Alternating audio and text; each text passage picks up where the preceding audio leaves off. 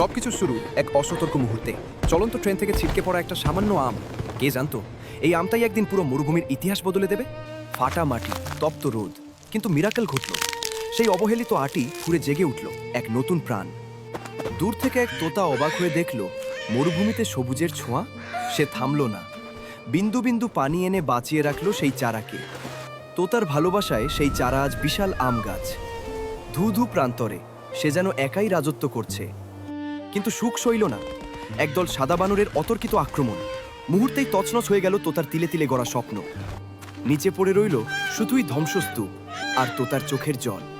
কিন্তু হিরোরা কি এত সহজে হারে? তোতা উঠে দাঁড়ালো, ধ্বংসস্তূপ থেকেই কুড়িয়ে নিল নতুন সম্ভাবনা। একাই রুক্ষ মাটিতে পুঁতে দিল শত শত বীজ। শুরু হলো এক অসম লড়াই। 1 থেকে 10, 10 থেকে 1000। তোতার জেদ পাল্টে দিল প্রকৃতির নিয়ম। মরুভূমি আজ আম বনের রাজ্য। হাজারো পাখি আজ সেখানে মেতেছে উৎসবে। শুধু একা বসে সেই নায়ক, তার সৃষ্টি আজ সার্থক। কিন্তু আক্ষেপ একটাই, একটা আম মরুভূমি বদলাতে পারে, কিন্তু আপনাদের মন কি বদলাতে পারবে না?